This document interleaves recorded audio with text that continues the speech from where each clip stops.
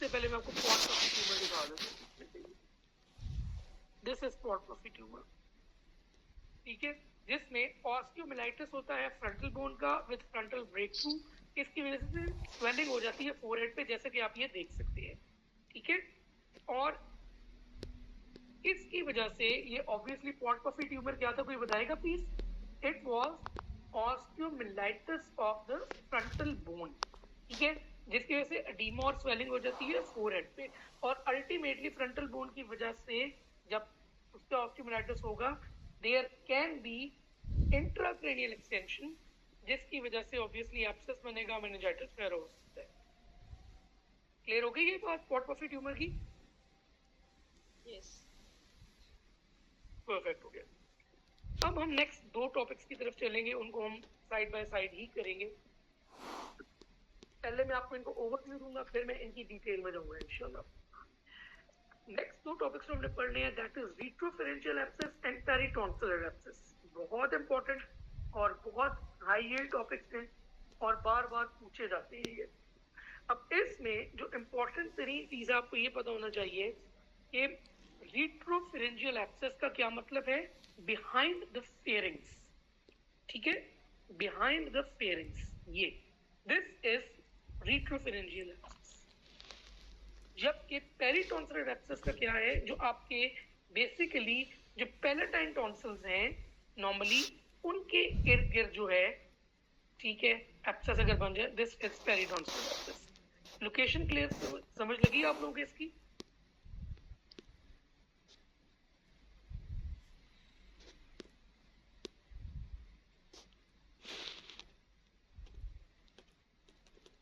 Location समझ लग गई है इसकी? क्योंकि इसी के बेस पे जी, आप पूरी जो है ना वो इसकी सिम्टम साइंस और इस तरह की चीजें सारी आएंगी इसके मामले में। अब जो रिट्रोफेरेंशियल एब्सेस है, it is behind the pharynx, ठीक है, ये आप देख सकते हैं। जबकि पेरिटॉन्सिलर एब्सेस है, it is around the palatine tonsils. अब इसमें जो चीज याद रखने वाली है सबसे important, abscess means collection of, ठीक है, और इसमें जो सबसे इंपॉर्टेंट चीज याद रखने वाली है वो ये है कि इन दोनों में फीवर होगा, ऑब्वियसली इन दोनों में सोर थ्रोट होगा। फीवर और सोर थ्रोट की से आप इन दोनों में डिफरेंशिएट नहीं कर सकते। फर्क आपने कैसे करना है इसमें कि क्लिनिकली जो सिनेरियोज आपके पास आते हैं उसमें आप कैसे फर्क करेंगे। जो आपका रिट्रोफेरेंशियल एब्सेस है ये फेरिंग्स के पीछे है, राइट, तो it is near to what, near to the neck, near to the back. इसको इस तरीके से याद रखिए, ठीक है। तो रिट्रोफेरेंशियल एब्सेस में नेक पेन भी होगी, रिट्रोफेरेंशियल एब्सेस में ड्रूलिंग भी होगी, रिट्रोफेरेंशियल एब्सेस में जो है वो पेन होगी when the child tries to move the neck. Peritonsillar abscess में it is near to the mouth, ठीक है।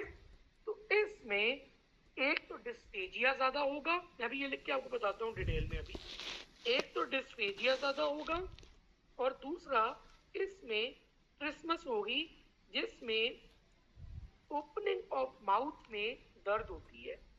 जब ये जॉ हिलेगा तो टॉन्सिल्स जो है, पैलेटाइन टॉन्सिल्स वाली जो अगर एब्सेस होगी, ठीक है, तो यहाँ पे दर्द होगी, तो there will be problems with the opening of the mouth.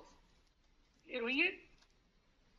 मतलब के कहने का मतलब इसमें ये है कि अगर मैं इसको समराइज करूं, आपको क्लिनिकल फाइंडिंग्स इसकी अगर याद करवाऊं तो इस तरीके से होंगी, फीवर एंड सोर थ्रोट, ये तो दोनों में है।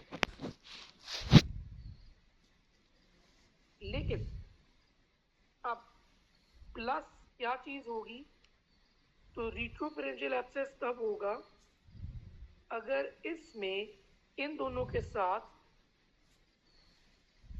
नेक पेन भी आ जाएगी, इसमें ड्रूलिंग ऑफ सलाइवा भी आ सकता है, इसमें मफल्ड वॉइस की।